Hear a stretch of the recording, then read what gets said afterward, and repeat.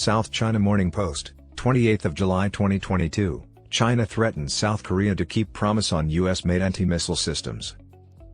Beijing demanded Seoul uphold its previous president's commitment to refrain from installing more US-made anti-ballistic missile systems after South Korean Foreign Minister Park Jin appeared to back away from the policy on Monday. Chinese Foreign Ministry spokesman Zhao Lijian said on Thursday that, in opposing the expansion of Seoul's Terminal High Altitude Area Defense (THAAD) system, Beijing was not only targeting South Korea but also Washington's ill intent to damage China's strategic security.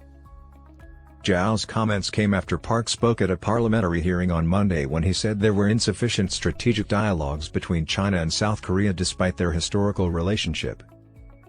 Seoul installed the THAAD launchers in 2017, sparking strong disapproval and retaliation from Beijing, which claimed that the system's radar could be used to spy on China. In exchange for lifting unofficial economic sanctions by China, former South Korean President Moon Jae-in in 2017 accepted a three-nose agreement, which blocked Seoul from expanding its anti-ballistic missile systems, joining a region-wide U.S. missile defense system and entering a military alliance with the U.S. and Japan. According to the Yonhap news agency, Park said during the hearing that Moon's policy on THAAD was not a commitment to China or a formal agreement between the two sides but a statement of South Korea's position. Zhao said that Moon's position on THAAD played a crucial role in enhancing mutual trust and deepening cooperation between the two countries. He said, "New officials cannot ignore past debts," urging South Korea to act prudently and seek fundamental solutions.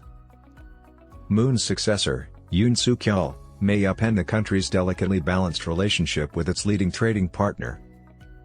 During his campaign, the conservative Yoon used anti-China rhetoric and signaled a more U.S.-leaning foreign policy, stating that a deeper U.S. alliance should be the core of Seoul's foreign policy and promising to participate in the U.S.-led Quadrilateral Security Dialogue, or Quad, which includes Japan, India, and Australia.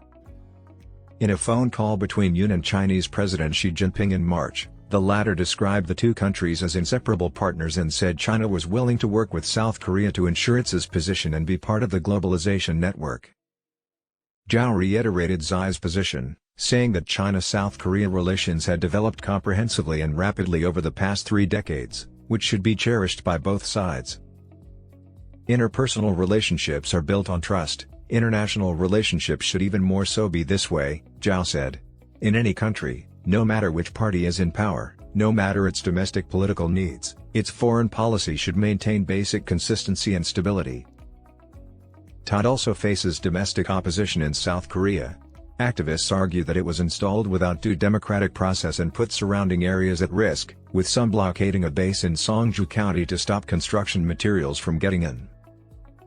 China has paid protesters in Susongri, a rural village near the base, have faced prosecution after clashing with police, according to local coverage.